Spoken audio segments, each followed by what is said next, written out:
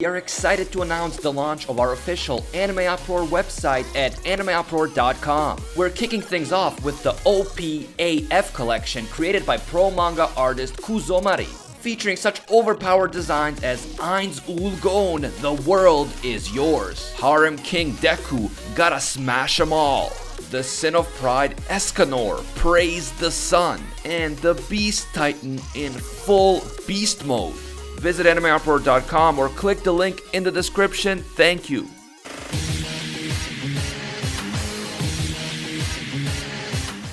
What is up, everybody? It's Animac here for AnimeUproar, and in this video we will be explaining every single type of Titan in the Attack on Titan series. After Rod Reiss's gigantic 120-meter Titan form was introduced in Season 3 of the anime, there has been a flood of comments on our videos asking us what type of Titan this is, and also what differentiates all the various types of Titans from each other. And so for your convenience, in this video we will be clarifying all the different types and distinctions between the Titans, including of course Rod Reiss's massive Titan that somehow grew to be 2 times as big as the Colossal Titan, if you can believe that. If you enjoy the Attack on Titan videos on this channel and you want to see more, you can leave a like to let me know. And if you're new to the channel, be sure to subscribe and colossal smash that notification bell. And if you have any requests for future videos, stuff you want us to cover in the future, be sure to follow us on Twitter and Instagram at AnimeUproar and let us know. This video will include some manga spoilers about the true nature of the Titans and the various types of Titans. Please be advised and proceed with caution.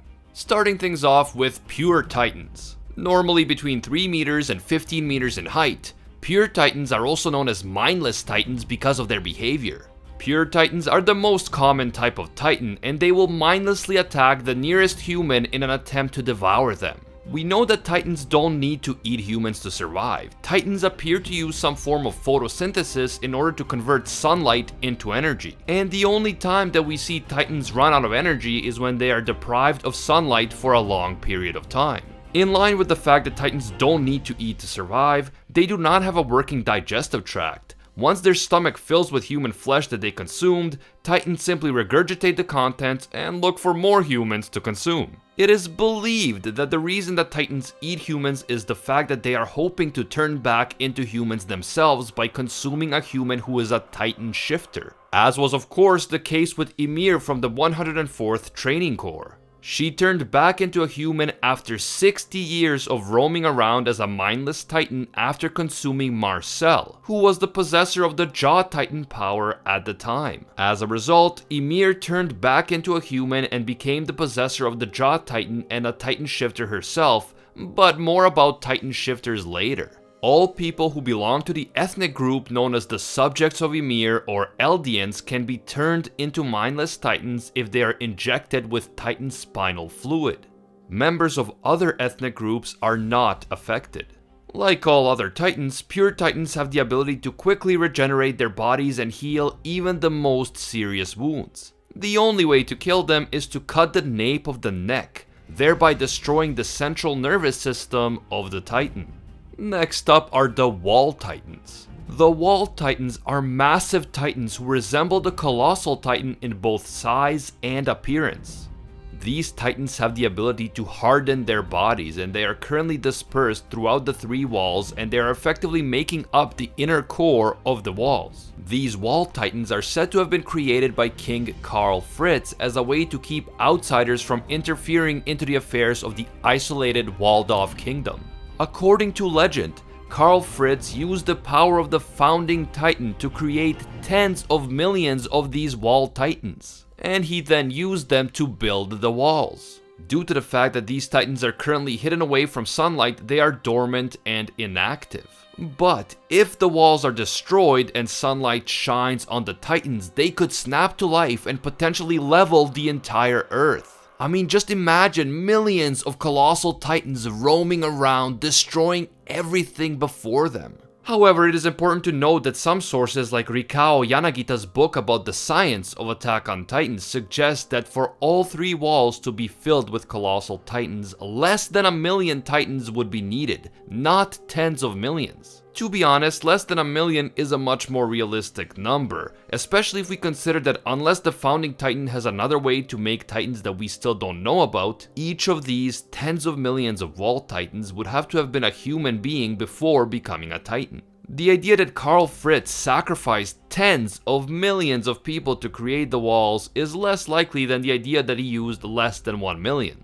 Personally, I tend to believe that if tens of millions of Eldians were available to be turned into wall Titans, then it is hard to imagine how the enemies of the Eldians were able to overwhelm them in the first place. I mean, a nation of tens of millions of potential fighters would not be easy to subjugate in the way that the Eldians were apparently subjugated following the Great Titan War. But those are just some of my observations. We don't have full information about the history of Attack on Titan, at least not yet. Next up, we have the abnormal Titans. Abnormal Titans are distinguished from pure Titans by their abnormal behavior. Unlike mindless Titans, abnormals often demonstrate some form of intelligence, and several abnormal Titans have even demonstrated the ability to speak and interact with other humans. While pure Titans simply go after the first human they see, abnormal Titans will often ignore the first humans they see, and they will instead attack key strategic locations or places that have the largest concentration of humans. Abnormal Titans also demonstrate unpredictable abilities that most pure Titans do not, such as running after a target instead of simply walking, or even jumping over obstacles in order to reach their target. Some examples of abnormal Titans include the Talking Titan who spoke to Ilse Langnar during the 34th expedition, the Titan that used to be Connie's mother,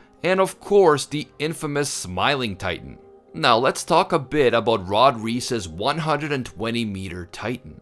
The ginormous Titan that is created when Rod Reiss consumes the Titan serum is usually classified as just another abnormal Titan. But there are some hints that Rod Reiss's Titan could be unique, and we have gotten enough questions about this Titan in particular to justify giving it some special attention. The Rod Reiss Titan is the biggest Titan that we have ever seen, and at 120 meters in height, he is twice the size of the colossal Titan. Aside from being unnaturally large, Rod Reiss's Titan constantly generates steam so hot that it set nearby trees and shrubbery on fire as the Titan moved. Because of its immense size and disproportionate body dimensions, the Rod Reiss Titan was unable to walk upright, and so he resorted to crawling on all fours in order to move.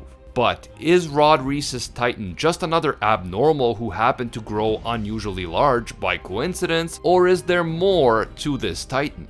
This Titan's behavior was in line with abnormal Titans. The Rod Reiss Titan ignored the humans closest to him and headed straight for Orwood District, a population center with a large number of humans concentrated in a relatively small area. But there are a few hints that suggest that Rod Reiss's Titan transformation was unique in some way. For one thing, throughout his life, Rod Reiss was adamant about the fact that he cannot become a Titan.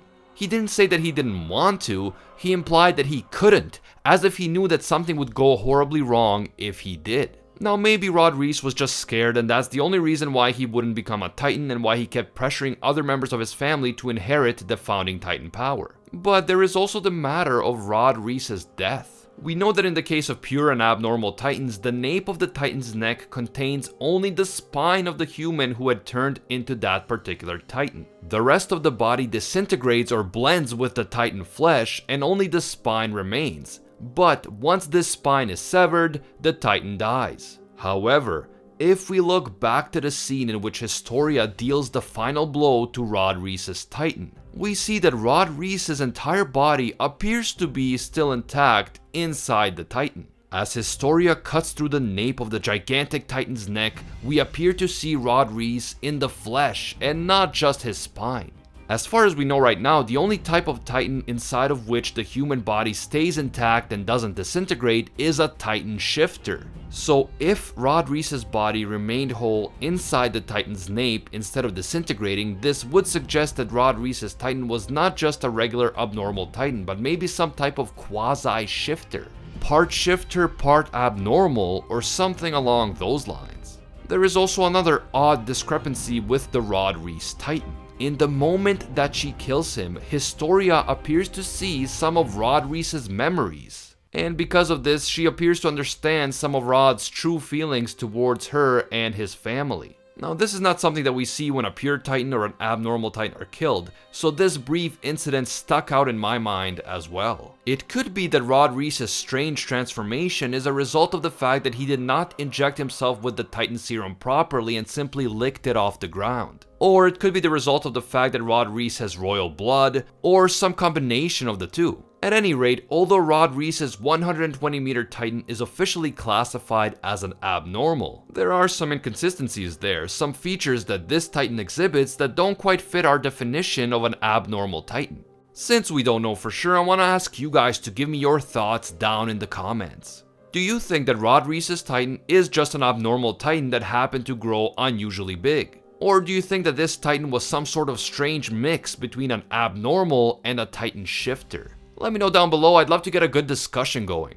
And finally, the final type of Titan within the Attack on Titan series, the Titan Shifter. According to legend, nearly 2,000 years ago, a woman known as Ymir Fritz somehow awoke to the power of the Titans, although the exact way that she attained her power is still a mystery. She is considered to have been the first Titan and the ancestors of all the subjects of Ymir, also known as Eldians. Ymir Fritz died 13 years after she first awakened to her Titan power, and after her death her soul was split into 9 different Titan powers that then passed on to 9 different successors. The 9 Titan shifters that were created include the Founding Titan, the Attack Titan, the Female Titan, the Jaw Titan, the Armored Titan, the Colossal or Colossus Titan, the Cart Titan, the Beast Titan, and the Warhammer Titan. Each Titan shifter has its own unique powers and abilities, and the powers of a Titan shifter can be fully unlocked only if the holder of this power has royal blood. If you want to learn more about all 9 Titan shifters and their specific powers, I will link a video down below and at the end of this video so you can check out all of that information because there is a lot of it. Also, if you want to see my theory for how Ymir Fritz attained the Titan power in the first place and what the true origin of the Titans is, I will link my video on that particular topic in the description as well. Without getting into all of the specifics because we've already covered them in a previous video, the 9 Titan shifters have their own unique powers and abilities. Unlike other Titans, Titan shifters are intelligent, and the power of a Titan shifter is passed on from one Eldian to another when the Eldian in pure Titan form consumes the spinal fluid of the original Titan shifter. The pure Titan will then turn back into a human, but the human will now have the ability to transform back into a Titan shifter at will. Due to the curse of Ymir, who died 13 years after awakening to her Titan power, every person who becomes a Titan shifter will inevitably die 13 years after first gaining the power. If the power is not passed on to someone else before then, the power will be inherited by the next Eldian baby that is born into the world following the death of the shifter. On top of that, the memories of every Titan shifter continue to live on in the new user, although at least in the case of the Founding Titan, these memories are clearer for users who have royal blood, while regular Eldians who inherit the Titan power don't have full access to these memories. Theoretically, a Founding Titan user with royal blood would have access to the memories of previous shifters all the way back to Ymir Fritz herself. The final important thing to consider about the Titan shifter powers is that one person can consume more than one Titan power at once. For example, even anime-only watchers know that Eren possesses both the Attack Titan and the Founding Titan power. And the big question is, what would happen if one person came to possess all 9 powers at once? Would that person attain some sort of extraordinary ability that rivals Ymir Fritz herself? Would that person be able to do things that seem impossible to us right now? Things that would completely change the world of Attack on Titan as we know it? This is a big question that I've been wondering about myself. Is Eren going to end up uniting all 9 Titan powers within himself? And if he does it, how will that change him? What would that mean for the story? Give me your thoughts down below. This is another topic in Attack on Titan that I'm extremely interested in, so I really want to get a great conversation going. And that is it, all the known types of Titans in Attack on Titan explained. If you enjoyed this type of video and you want to see more, you can leave a like to let me know. If you're new to the channel, don't forget to subscribe and colossal smash that notification bell. Feel free to hit us up on Twitter and Instagram at AnimeUproar for requests for future videos. As always, thank you all so much for watching, and until next time, see ya, Space Cowboys!